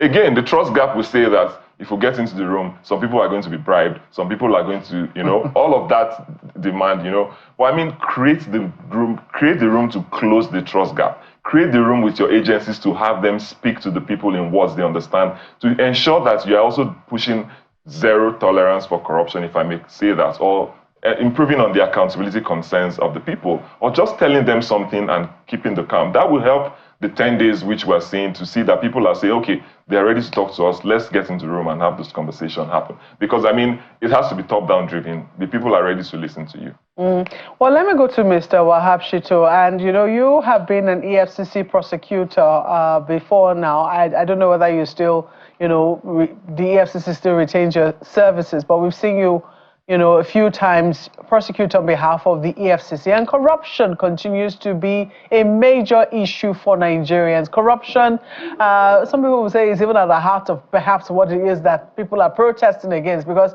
it is corruption in fuel subsidy issues that made government want to scrap it. It's corruption in the forex regime that has made us float it in such a way that, dollar is now out of the reach of ordinary people. Corruption pervades many areas. Would you say that government has shown sufficient zeal in being able to combat this monster called corruption?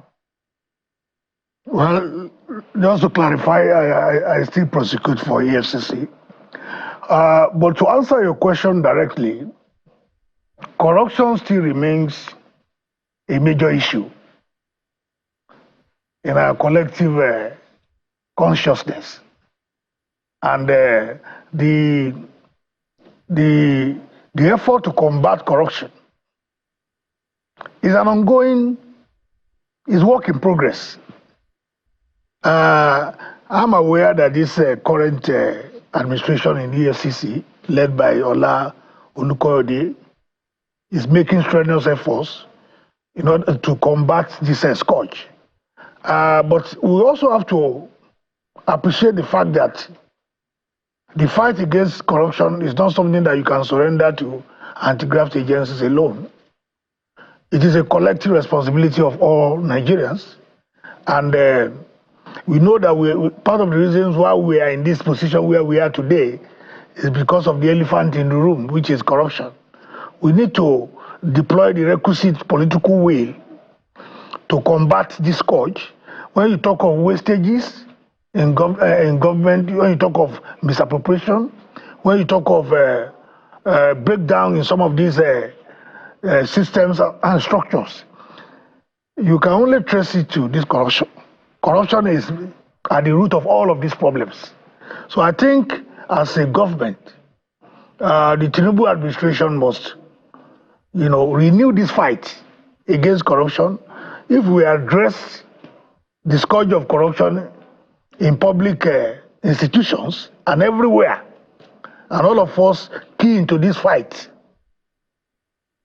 some of these problems that we see confronting us today as a nation will be reduced to the barest minimum. I agree with you, Mokwe, that corruption is very, very central. Without a deliberate attempt to confront this scourge, it will impede our developmental efforts. So it's work in progress, and I think this government, led by the administration of Ola Olukoyede, is making strenuous efforts. You've seen him roll out a lot of policies to combat this scourge, and I think with the cooperation of everybody, the corruption in our land will be reduced to the barest minimum. Well, I don't know whether it would be. I wish you could do a poll of Nigerians to see if they share your optimism. But let me quickly come to the SSG beside you, Mrs. Hundeyin, to find out, what it is that the Lagos State, because you've talked about a number of things that the Lagos State government is doing to make life easier for the average Lagosian. However, sometimes access to government facilities is still, or even government, will I say, expenditure, transparency generally has been an issue. I don't know how high a priority, yes, you are a government official, how high a priority would you say this issue of transparency is for the Lagos State government? Thank you. I'd first of all like to say to you that the administration of Babajide Olusola Sanwo-Olu is a people-centric government. We are working assiduously to ensure that every Lagosian, irrespective of tribe or ethnicity or religion, enjoys better livability, enjoys the shared objective, our shared objective of the state, prosperity for all and peace. And that is why even in all our policies, we have a monitoring and evaluation department under the SSG's office. Our activities are monitored and they're evaluated to be sure that these policies that have been made actually meet the needs of the people. And that is why we come back to say, okay, if this is not working, can we do it like this? That will take me to the earlier comment of one of the commentators who said that the area boys are collecting these rates, these taxes on behalf of the state government. I can tell you that is not true, because we had a meeting even at the Exco to discuss this, and we're actually holding meetings with the NURTW over this excessive taxation on people on the road. So everything that will make people comfortable, the administration is ready to do. Are you also aware that, apart from the fact that we are the third largest economy in sub-Africa, fifth largest in Africa, recently a British hospitality company had declared that Lagos is the 19th best city to visit and live in the world. We actually beat Dubai and Miami in Africa to eat. These are not easy things to achieve. They're due to the assiduous, hardworking policies that the administration has put in place. I would also let you know that in the area of infrastructure as well, a lot of estates, housing estates are being constructed and built by the government in the so-called, thank you,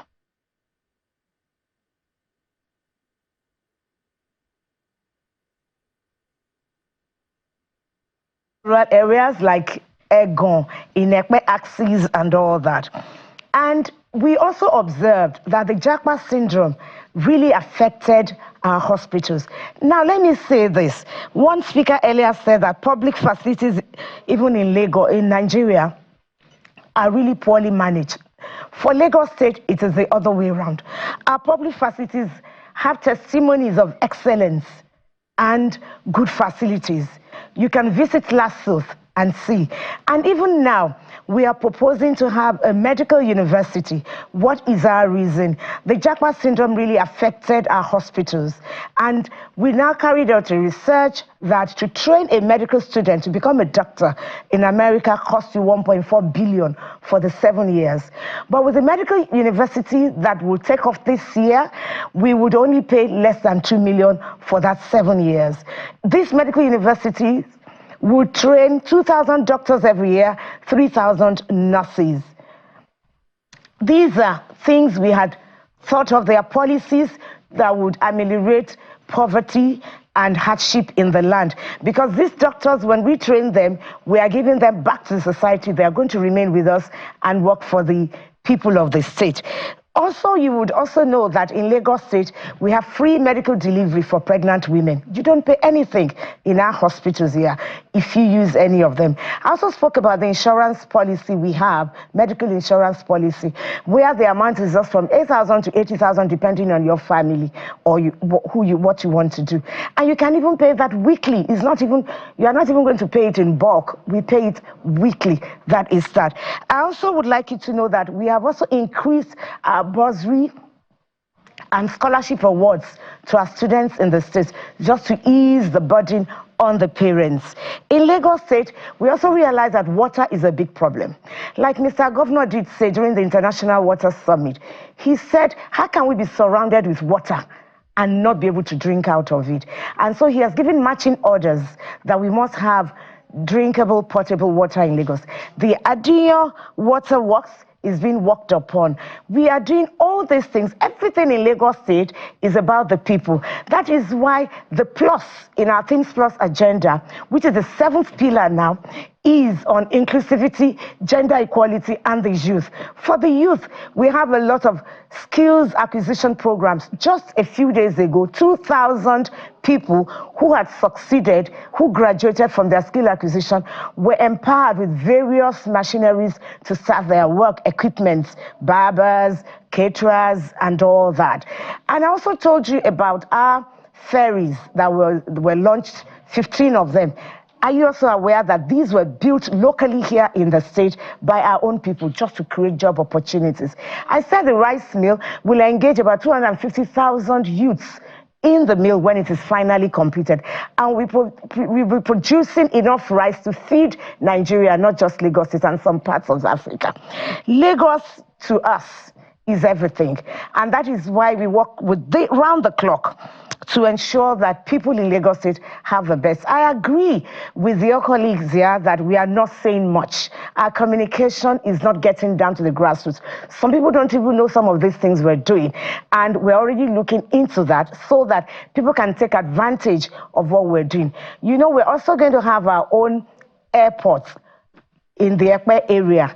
Work will soon start there. And the 4th mainland bridge is a legacy that Mr. Governor says is part of his own legacies that he wants to leave. The 4th mainland bridge is going to come from not where this is, the Ekpe side, and link other areas just to ease transportation, create an enabling environment for our investors, especially foreign investors. Can I ask you quickly, ma'am, because I have let you, go on. I'm glad that there are Lagosians there, right there in the studio with you, and maybe they can confirm or unconfirm some of the things that you've said. Yeah. But let me quickly ask you, because part of this protest is about food. You mentioned that you visited, is it a place in Badagry where you saw that they were growing tomatoes or so? I'm not sure if I heard you right there, but I wanted to ask, for those who intend to go into farming on whatever little land is left in Lagos, what are the plans? What is the administration doing to encourage them? The administration is doing so much to encourage people who want to go into farming. We give the land that you need for the farming. The government also supports you with equipment. But they even train you. There are training schools now organized by the government to train you in that particular area, because we believe that, you know, Lagos is a Yoruba state. And I'll speak Yoruba now. We say, if people are not hungry, they can take up a lot of other things. That is what it literally means. And then frustration will be out of the way. Once people can eat, frustration is 50% reduced. And that's what we're doing. We're also training people in agriculture. We believe in the ecosystem. You would recollect that last week or so, Lagos topped the list on climate change compliance. We're doing a lot. So even though we are the smallest in terms of land space, but we know we are the biggest in terms of population. And we know that we have all kinds of people here, so we must endeavor to please everybody. And the governor says to us all the time, these policies are for the people. It is about the people. No one must be left out. That is why the plus in our agenda talks about inclusiveness. Are you also aware that out of over 300 cities that Jimmy Carter Foundation would seek, and the wood that we competed, Lagos was one of the 12 that got the award from the Jimmy Carter Foundation on women, because also gender equality is also important to us. Do you see a situation, ma'am? Do you see a situation whereby an official, say from the Lagos state government, when I mean an official, I mean an elected official from the Lagos state government, decides to address protesters frontally where they're gathered in Ojota? I was watching, was it Channels yesterday? I think it was your TV station, where one of the legislators in Lagos State was addressing people in the markets. Yes, they've been doing that. He was at the market and he said there's no problem here, that he's a legislator and he's telling them people are buying and selling here and he's happy. Yes, yes.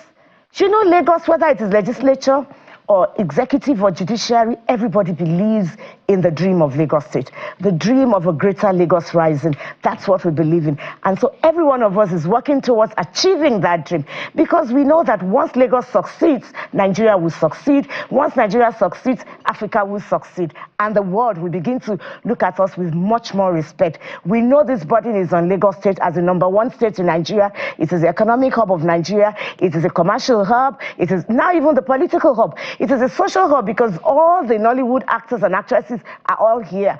So we do know that we have that responsibility to keep being excellent in all we do. It's not just by words of mouth. There are concerted, intentional steps taken by the administration. I'm afraid that we have to go now. So let me quickly get the closing thoughts of Mr. Wahab Shitu. If you can hear me, so sorry to interrupt you, ma'am, but let me quickly get the closing thoughts of Mr. Wahab Shitu. What do you think that government can do to show that they have heard and they indeed intend to improve on governance in the country? Well, I think my closing thoughts would be to appeal to the protesters to call off the protest in the interest of the majority of Nigerians who are suffering. I will also urge government to constructively engage the grievances of the protesters. They have spoken loud and clear. I think government has taken note, and I think government should address their grievances. To the security agencies, I want to commend them for the way and manner they have handled the protests so far. I don't think they should allow it to degenerate to a situation where they will deploy arms on innocent Nigerians. Our lives is very precious to us, to Nigeria, to us as a people. So the protesters must be conscious of the safety of their lives. They must not endanger their lives in the course of this protest.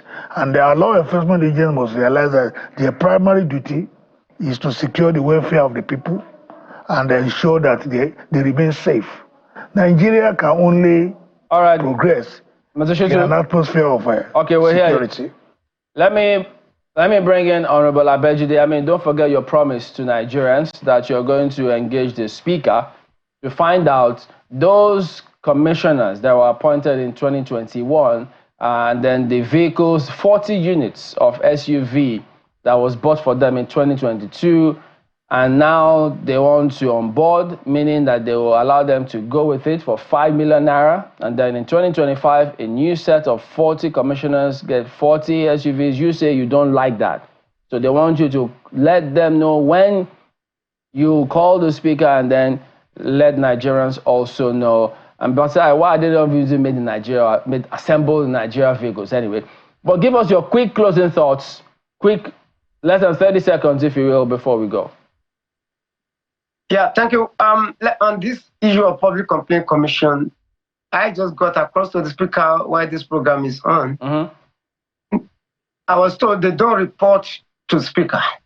It's an independent body on their own. Now, so the National, I did say report to Speaker. The National Assembly supervises them. When they protested the last time, they said National Assembly oversees them. Well, this message is coming from the Speaker. They are independent body. By the time the new chairman comes... I understand we need to go, but we'll still get on the same matter and still get more on that. It's not going to just go like that. We do thank you for talking to us this morning. We also have to thank you, Kabiru Adamu, MD, Beacon Security, Ode Friday, Country Director, Accountability Lab, Nigeria, and of course, Honorable Abejide himself, who also just spoke to a moment ago. Guys.